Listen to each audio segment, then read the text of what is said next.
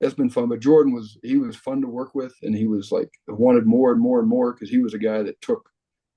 We gave him a lot of freedom to check things, and that's really when the offense took off his second year was because he was running the offense. I was recommending plays, and he was calling, and he was making sure. And I remember when Coach LaFleur called me and we talked about it, and I said, well, I go, if you watch the video, you see when he looks at his wristband, because that's what we were a wristband team. I go, he's looking at that, and I go, most plays, there's two or three things listed there. He gets to pick which one he wants. I go, but on top of that, he can go to whatever he wants. I go, I'm recommending these plays to him, and then he's going to get him the right thing. And I said, most of the vertical throws that he makes in a game are he saw the look he liked the matchup, he liked all those things, the situation. Hey, it's not 3rd and 1, you're throwing the ball 40 yards downfield. It's hey, we got a chance to attack him here. He took advantage of it. So he was good that way because he was able to kind of be an aggressive play caller at the quarterback position, which that I have a lot more fun and I have a lot more success when my quarterback's kind of the aggressive play caller of the group. Because then I don't have to be. When I'm having to always push them to try to get the ball down the field, that's when it gets hard because that's not their nature. But he was an aggressive kind of get the ball down the field kind of guy. And we had some weapons to do it with, but he did a great job with it. Which is fascinating because I feel like year 3 as the starter in Green Bay, and Leroy Butler got into this a couple weeks ago on the pod.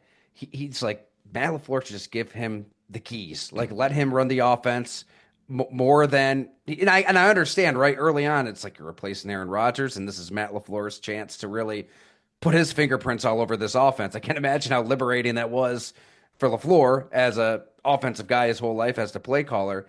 But what is the value in maybe giving Jordan a little more leash here, giving him a little bit more freedom? You just kind of laid it out beautifully there, where he's got a menu of plays and he can kind of pick and choose when he has the ownership to kind of call some plays himself and take his own shots. How much better of a quarterback is Jordan Love? Well, I think it's most quarterbacks when they're able to do that because and this was a Leach deal, they've got the best view of the defense and they've got the last view of the defense because they can do it right up to that snap. And I mean, I try to watch Jordan whenever I can. And I mean, in Green Bay does a great job offensively taking advantage of the guys. And you can see kind of Jordan evolving with that receiving core and the tight ends and that it seems like they're all growing together in like a strong way. But I would not be surprised that like Jordan's able to kind of, hey, this is what we're going to do, but if they give you this, take that and those opportunities. And I'm sure that's already going on to a point on certain things. But that's when you can really see an offense take off because they spend so much time studying it, they know it, and then they're able to control everything and get everything in the right He framework. I got mean, better and better. And I mean, you talked to Matt LaFleur. So what were those conversations like before the draft? Were they kind of trying to get to know the person in addition to the player? yeah, because it was and what Coach LaFleur had said, it was different because that was the COVID time.